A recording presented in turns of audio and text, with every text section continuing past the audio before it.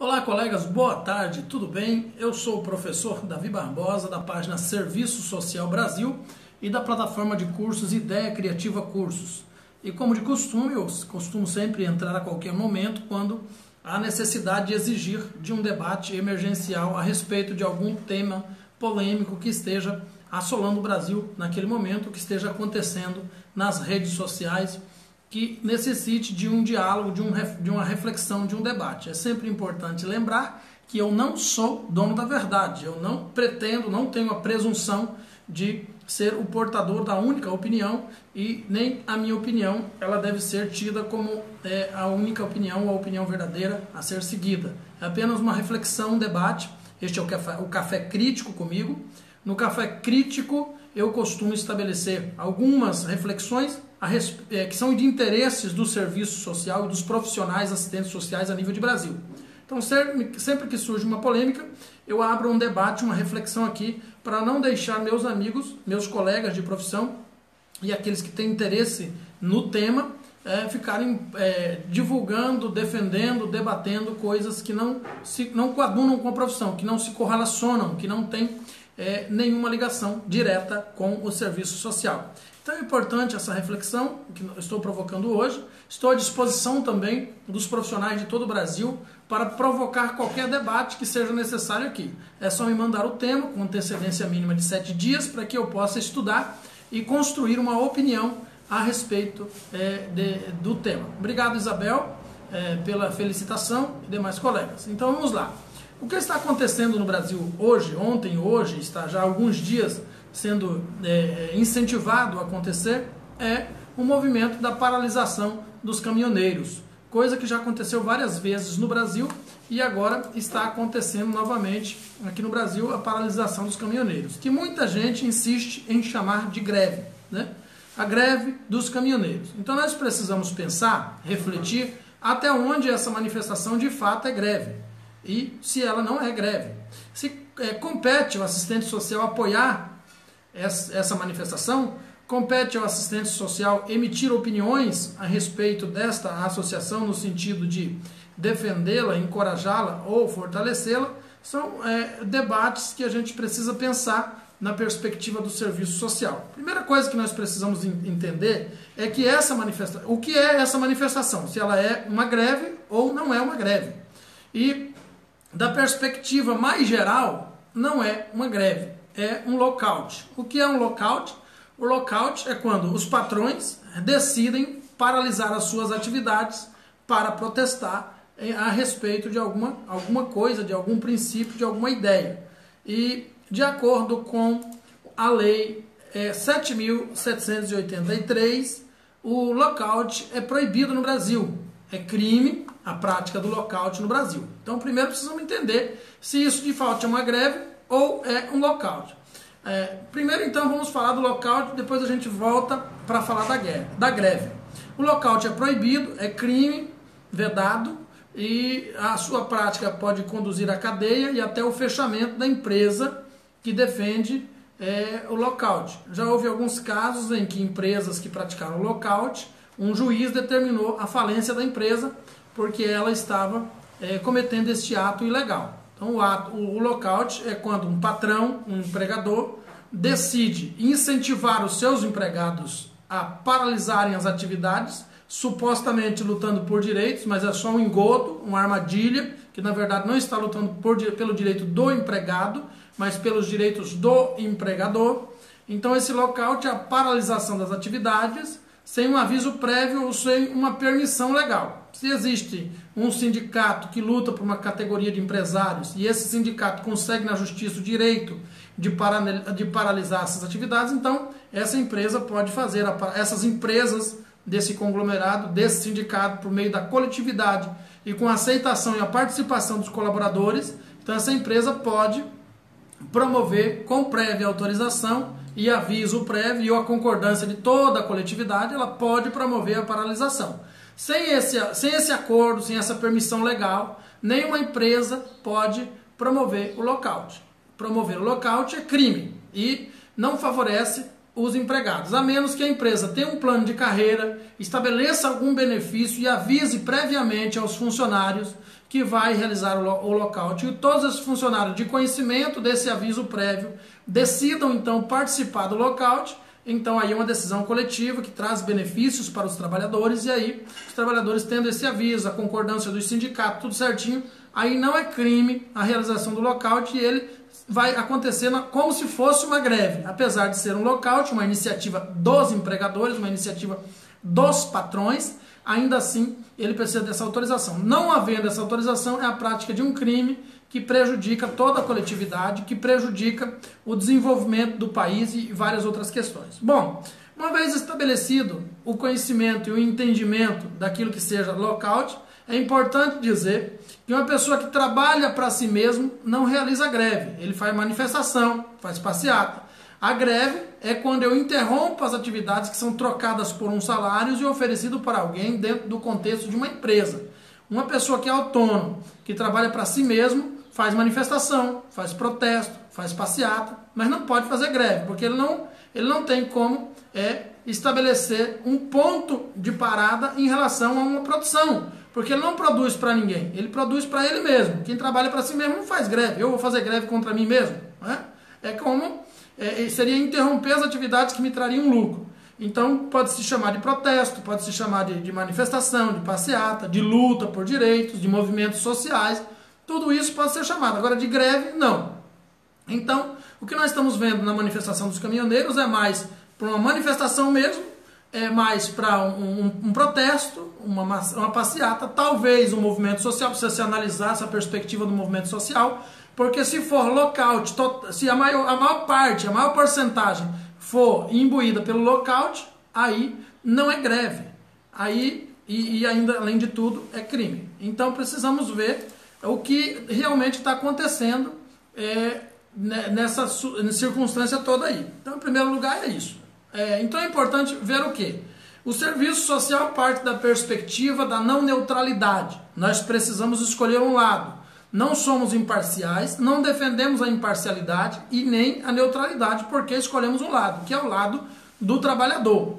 Aí, para apoiar o protesto dos caminhoneiros de forma sem uma reflexão mais profunda, nós vamos acabar apoiando a dicotomia, apoiando os trabalhadores e ao mesmo tempo apoiando os empregadores, já que essa manifestação, que esse protesto é um protesto realizado por uma iniciativa de lockout e também de movimentos sociais. Ela não é um movimento social puro, é uma iniciativa de protesto puro de caminhoneiros. Ela é mais lockout, como já aconteceu no passado, uma grande contribuição dos caminhoneiros pelo impeachment da Dilma. Também houve em outros países aí fora do Brasil.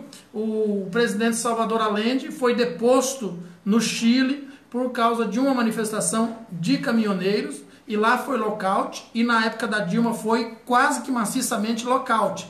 E agora eu fico me perguntando, posso comprovar que essa manifestação no Brasil hoje é totalmente lockout? Não sei, mas tudo indica, e a história vai mudar para frente, que é lockout. Então não posso apoiar integralmente as manifestações dos caminhoneiros, porque ela sofre de uma dicotomia. Se apoiasse integralmente a manifestação dos caminhoneiros, esse é o primeiro ponto.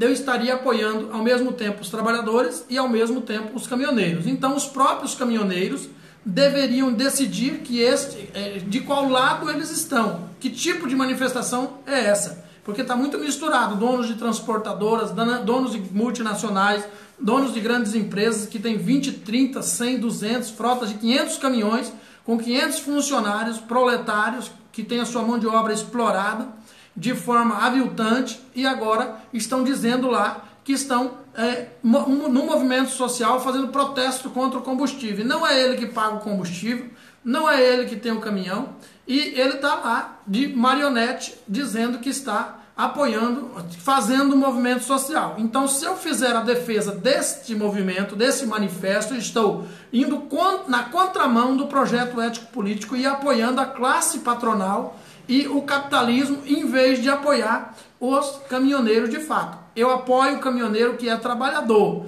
mas não apoio o patrão desse caminhoneiro. Então, só para ficar claro, eu não apoio o capitalista, eu apoio o trabalhador. E o serviço, é por isso que no serviço social é uma profissão antagônica, que antes da gente fazer aqui qualquer protesto, qualquer opinião, manifestar qualquer opinião, nós precisamos diferenciar as questões. Aí é uma outra questão da Fabiana dizendo, eles estão pedindo a intervenção militar. Nós não temos da intervenção militar hoje no Brasil absolutamente nada de bom. Eu já mostrei aqui para vocês que a intervenção militar assassinou no Brasil mais de 200 mil pessoas. E mostrei com documentos.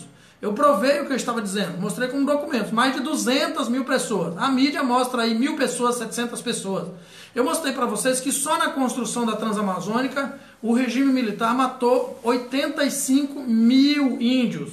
Só na construção da Transamazônica, exterminando, foi exatamente um genocídio.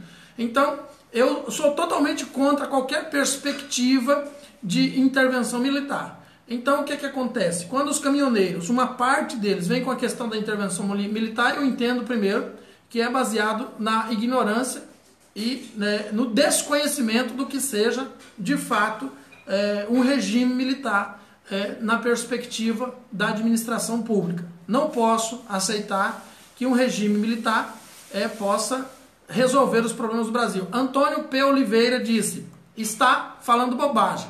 É fácil você chegar numa live, né, Antônio, e construir uma frase como essa. Por favor, use sua inteligência, se você possuir uma, e construam uma frase com períodos fundamentando sua opinião. Porque isso que você fez aí é atitude de gente intelectualmente desonesta que entra nos lugares com um jargão, uma frase pronta e faz um comentário e aí se cala. Fundamente sua opinião. Vou dizer aqui, a intervenção militar é responsável pela dívida externa e pela dívida interna brasileira. Quando eles assumiram em 64, eles foram endividando o Brasil para poder ter um poderio bélico. O Brasil não estava em guerra, não tinha necessidade de participar em guerra, e aí endividaram. Nós estamos pagando a dívida externa e a dívida pública até hoje. Estamos aqui respondendo ainda, até hoje. Te mostrar o socialismo que deu certo, Júnior, não é possível por causa de pessoas como você. Porque o socialismo não tem lugar para pessoas como você que pensam muito baixo, muito raso, muito superficial. Então até hoje não deu certo em função da rasura. Mas de qualquer forma, Júnior, eu defendo aqui o ponto de vista do debate. Eu não tenho pretensão de aplicar o comunismo ou o socialismo no Brasil. Apenas algumas ideias do comunismo e do socialismo. Porque qualquer hegemonia política ou ideológica em qualquer lugar do mundo nunca deu certo. Quando tentam aplicar só o capitalismo não dá certo, só o socialismo não dá certo, só o comunismo não dá certo, só o nazismo, qualquer que seja a ideia, o nazismo já se tornou crime, mas existiam muitas ideias boas do nazismo. Se tornou uma figura ruim em função da forma como foi aplicado, mas existiam ideias boas. Então, o que existe? A heterogeneidade das ideias é que se constrói uma ideologia política que funciona de fato. Então, a intervenção militar já é a hegemonia do poder. Então já não tem como funcionar. Eu tenho dito direto aqui, Deus me livre de um país completamente ateu, completamente evangélico, 100% ateu, 100% espírita. A hegemonia não dá certo em lugar nenhum do mundo. Nenhum tipo de hegemonia dá certo. Nós tivemos países hegemônicos na Europa, nós tivemos países hegemônicos na Ásia. Não funciona em lugar nenhum. Então eu defendo o comunismo, o socialismo? Claro que defendo.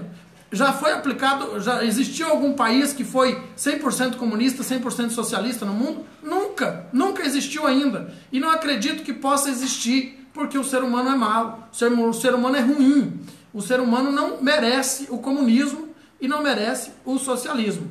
Eu sou apartidário, Thaisa, mas não sou apolítico. E não sendo apolítico, vou tocar em assuntos que vão parecer partidários. Aí vai depender do quanto você me conhece, Thaisa. E espero que você não faça um juízo de valor antecipado de mim antes de me conhecer. Me conheça primeiro, aí depois você pode me chamar de partidário, caso ainda consiga. Mas eu sou extremamente político, sou cientista político, e há muitas coisas que eu vou dizer aqui que vai soar partidário. A maioria das pessoas me chama de petista, mas eu não sou petista. Também não defendo a PSOL, porque não foi o PT que construiu a ideologia de esquerda. A ideologia de esquerda é pré-existente ao PT. Eu nasci nela, meus pais nasceram nela, as pessoas que foram submetidas à escravidão também nasceram todas no regime, na ideologia de esquerda, pertenceram a ela. Então eu sou defendo a ideologia de esquerda por pertencimento. Eu não posso pertencer a uma ideologia e defender a outra que eu não pertenço. Como é que eu nasci pobre, empregado, explorado, excluído, lá na esquerda, aí vou vestir a camisa da direita e defender a direita? Isso é uma contradição, é uma aberração de inteligência. Então, Júnior, partindo da perspectiva aí, eu acredito que você deva pensar como eu. Existem muitas coisas boas nas ideologias que tem que ser aproveitado. Eu defendo o comunismo porque a minha profissão ela tem origem nos movimentos sociais. E todos os movimentos sociais eles têm origem no socialismo e no comunismo. Você pensou direitos sociais, pensou comunismo e socialismo. Os direitos sociais não têm origem no neoliberalismo. O neoliberalismo vai pensar no patrão, o neoliberalismo vai pensar na economia, pensa mais na individualidade, não pensa a coletividade.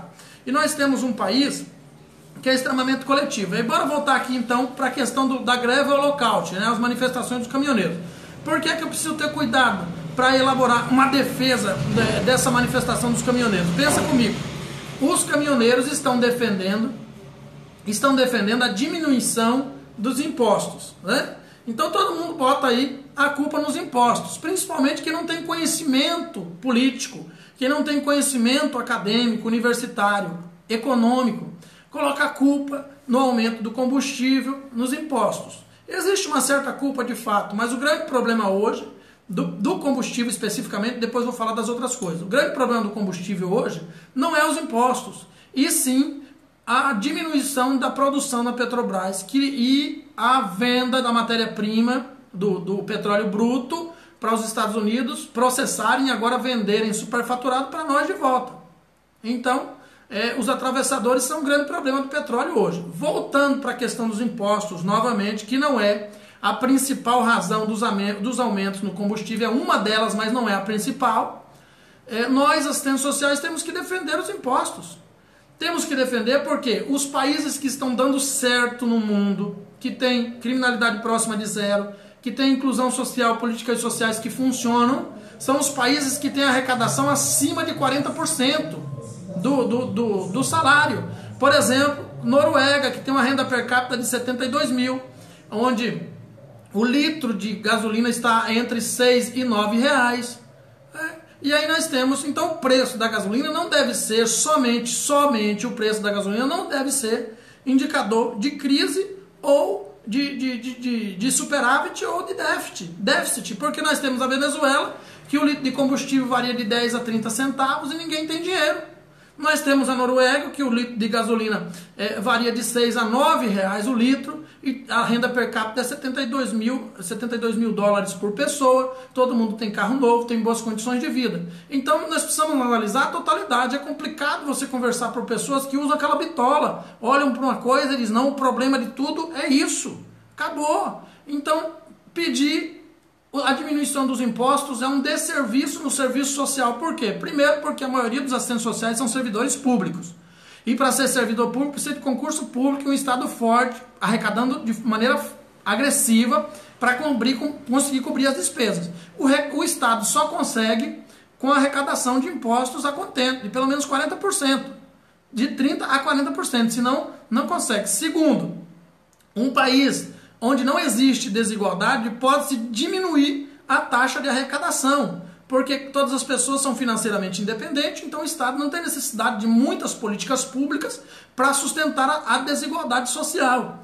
Não é o caso, ainda não está acontecendo isso na Noruega, que ainda tem impostos altos, porque o povo confia no governo e prefere pagar os impostos e receber educação de qualidade, saúde de qualidade. É o que a gente não tem no Brasil aqui. Mas você não pode culpar os impostos pela má gestão, porque se nós tivéssemos uma boa gestão aqui, seria muito gratificante contribuir, uma boa gestão para ter educação de qualidade, saúde de qualidade e tal, e a gente não teria essa resistência. Mas ainda assim, só é possível governar um país onde 90% da sua população necessita das políticas públicas com imposto, com a carga tributária alta, senão quebra o país. Porque o próprio governo tem que ser um mecanismo econômico de transição do capital, de aquecer a economia, de movimentar a economia, para sustentar as políticas públicas funcionando a contento, para esse dinheiro passar pela mão do contribuinte, passar pelo Estado e voltar para a mão do contribuinte por meio próprio dos trabalhadores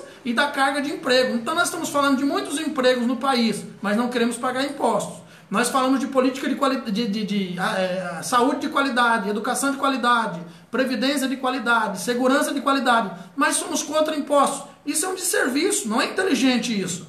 Nós temos que pedir talvez a diminuição da carga tributária? Não concordo. Nós precisamos cobrar a gestão da acumulação dessa carga tributária. Por quê? Se nós tivermos o retorno satisfatório do investimento tributário que nós fazemos, o país vai virar outra, a história vira outra. Nós vamos ter segurança boa, vai diminuir a criminalidade, porque nós vamos ter outras políticas públicas, saúde, educação, previdência, etc., trabalho. Vai abrir muitas frentes de trabalho. Então, e também tem a questão da sonegação dos impostos, né? Que são trilhões de sonegação todo ano no Brasil. Trilhões de capitalistas que exploram mão de obra barata, que sonegam em duas frentes. Sonegam o imposto para o Estado e indiretamente sonegam para o trabalhador que trabalha para ele. Porque ele já se alimenta como gafanhoto parasitário do trabalhador, deveria contribuir com o imposto para o Estado para que essa fatia de imposto, que nem é dele, quem está pagando na verdade é o trabalhador que trabalha para ele, e isso voltaria para o Estado e retornaria para o trabalhador. Mas ele rouba do trabalhador duas vezes. Ele rouba um imposto que seria transformado em políticas públicas e rouba no salário. Então o capitalista ele é ladrão de duas formas. E aí a Leila Sampaio disse assim: o problema é o roubo dos políticos. Leila, deixa eu fundamentar isso aqui também. O problema do roubo dos políticos, que é a corrupção, é um problema que não é dos políticos, é dos brasileiros. 9 em cada 10 brasileiros é corrupto ou corruptível. 9 em cada 10 brasileiros, se encontrar dinheiro no chão, não procura descobrir quem é o dono. Se encontrar um celular dentro de um ambiente fechado, coloca no bolso, leva para casa. Leva a ferramenta do trabalho para casa. Então nós somos uma nação de pessoas desonestas. O problema da desonestidade não é dos políticos, é um problema brasileiro, em primeiro lugar. Segundo, o problema é o roubo dos políticos. Olha, a corrupção do Brasil leva menos de 1% do PIB anual. Então não é grande coisa. Então a corrupção é uma coisa feia? Claro. Tem que acabar? Claro. Mas tem que começar a acabar no povo primeiro, para depois ser cobrado dos políticos. Um povo desonesto, que vende o voto para eleger político desonesto, não pode cobrar honestidade de político. Porque eles dois se equivalem na balança, são iguais. Na balança, nem tira e nem põe. Então essa negação de impostos, ela chega a 15% do PIB. É 15 vezes maior do que a corrupção. E a questão dos juros da dívida pública chega a mais de 40% do PIB anual. Ou seja, é 40 vezes pior do que o dinheiro desviado na corrupção. Então a gente precisa estudar para se formar e conhecer como é que funciona tudo isso, certo? Voltando para a questão do caminhoneiro, então eu não posso apoiar integralmente a greve dos caminhoneiros, porque eles estão indo na contramão. Eles não entendem nada de política. Eu preciso orientá-los, eles precisam de educação social, eles precisam compreender como é que funciona o regime, a situação, as circunstâncias políticas do Brasil. Eles precisam ser orientados, eles precisam fazer protestos e manifestações baseado em fundamentos verdadeiros. Diminuir a carga tributária não é uma solução. Não é uma solução nem para eles, não é uma solução para a economia brasileira, não é uma solução para diminuir o valor do combustível. O que é que precisa fazer? O Brasil precisa produzir mais petróleo e precisa processar a matéria-prima deste petróleo, não comercializá-la, vendê-la para o exterior, como está fazendo aí esse gafanhoto do Temer, junto com esse indicado dele da economia e o sujeito que está administrando lá a Petrobras. Eles criaram uma lei para vender quase na íntegra, quase totalmente, o petróleo puro, petróleo cru, para os Estados Unidos, e quem está lucrando aí é a Shell, a Chevron, e a Petrobras não está lucrando. E agora está comprando a matéria-prima que foi processada lá, mais caro do que vendeu para tornar a vender aqui pelos brasileiros. Mas assim, se você gosta tanto de combustível barato e não quer pagar imposto, tem a Venezuela. Lá é de 10 a 30 centavos o litro de combustível. Num país onde precisa ter a economia precisa estar aquecida, o combustível é um dos principais que precisa melhorar. Andréa Santos está dizendo, o político é a cara da sociedade que se corrompe, que pensa em si próprio. Exatamente, é uma sociedade individualista. O sujeito bate na porta do cidadão lá para pedir voto, ele já pergunta assim, e aí, eu voto no senhor, mas o senhor tem que conseguir um emprego para mim. Ou então, precisa fazer isso ou aquilo comigo. Isso é visão de esquerdista. E a esquerda está em baixa no mundo inteiro. Doação do divino, móveis, vestuários, alimentos, objetos, doação e animais. Ou doação do divino.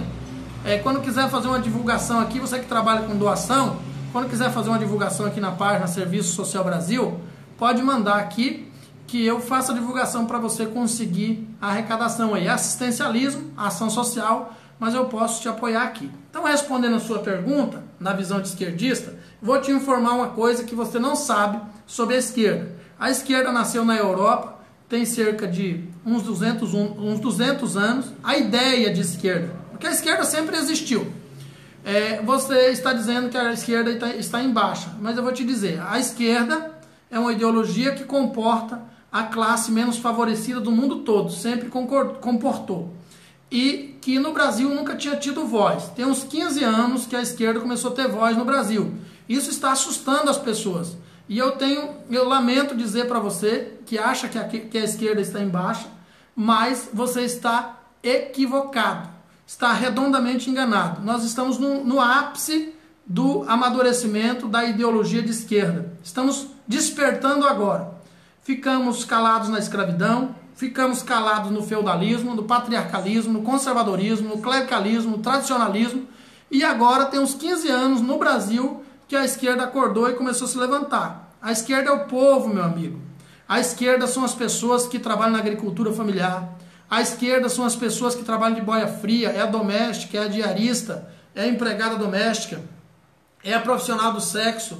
A esquerda são as pessoas mais excluídas e vulnerabilizadas da sociedade. E no Brasil, só para você ficar sabendo, nós somos 90% do país. 90%, não é pouca coisa não. Então a direita, que é 10%, que se acha o máximo, tem também aí mais uns 20% mais ou menos de pessoas que são da esquerda, que são originados na esquerda, mas que se comportam como direitistas, acham que são da direita, porque a igreja ensinou ele a pensar como a direita, continua vendendo sua força de trabalho, continua pobre, às vezes morando de aluguel, continua comprando a prestação e acha que é da direita. A Olivia Dantas diz, PT, tô fora. Muito bem, amiga, esteja fora mesmo, mas não esqueça que estando fora do PT, você vai estar fora dentro de um outro partido, né? Já que você citou partido, você vai estar fora de um outro, vai estar dentro de um outro partido. E aí qual é que você escolheu aí? PSDB, o PMDB, qual deles, né? Qual deles vai comprar seu voto esse ano? Diga aí pra mim. Ô, Gabriela, obrigado. Então, a Venezuela, gentileza gera gentileza. Não sei quem é esse gentileza gera gentileza. Um abraço, desculpe. Saudades aí do poeta do Rio de Janeiro que escreveu a palavra gentileza gera gentileza. Mas o sujeito desse perfil deve de não conhecer quem foi o poeta gentileza gera gentileza. Do contrário, ele pelo menos utilizaria o nome dele no perfil e não teria o seu perfil fake alienado. Mas enfim, ele está dizendo que a Venezuela é de esquerda. Está dizendo também que a Venezuela é marxista. Mais um engano do nosso amigo. Eu fiz a pergunta aqui, comunismo e socialismo combinam com militarismo? Combinam com ditaduras? Não. Então, só respondendo essas duas perguntas, eu já elimino a possibilidade da Venezuela ser de esquerda. Essa política estúpida de exportar petróleo bruto, isso é terrível, exatamente. É isso que a gente precisa discutir. Nenhum. Então você, Olivia Dantas, pelo jeito é dos neutros, né? Enfim. Vamos lá. Então, gente, o que eu queria dizer para vocês a respeito dos caminhoneiros é isso, que nós precisamos analisar esse movimento. Está se baseado em quê? Ele está se baseando em quê? Qual é a sua base de fundamentação? É isso que a gente precisa pensar. Então, só concluindo esse vídeo, sobre o lockout e a greve, eu não apoio incondicionalmente, não apoio na íntegra.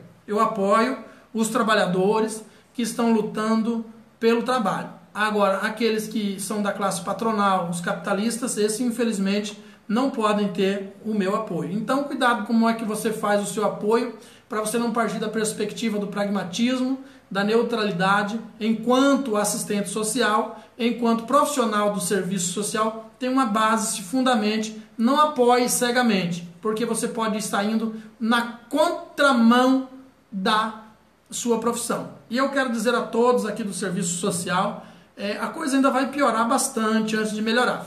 Vai piorar bastante, porque tem muito analfabeto político no Brasil, tem muita gente achando que entende de política no Brasil, achando que está defendendo o Brasil, mas não está. Então, muita coisa ainda vai acontecer. Então, obrigado a todos, Fabiana, Gabriela, todos os amigos e aqueles que vieram aqui para criticar, apesar de não terem argumentos. Obrigado por ter vindo assistir. Venha sempre que quiser, você será bem recebido, à medida do respeito como você se comunica. Muito obrigado a todos, tenham todos uma boa tarde.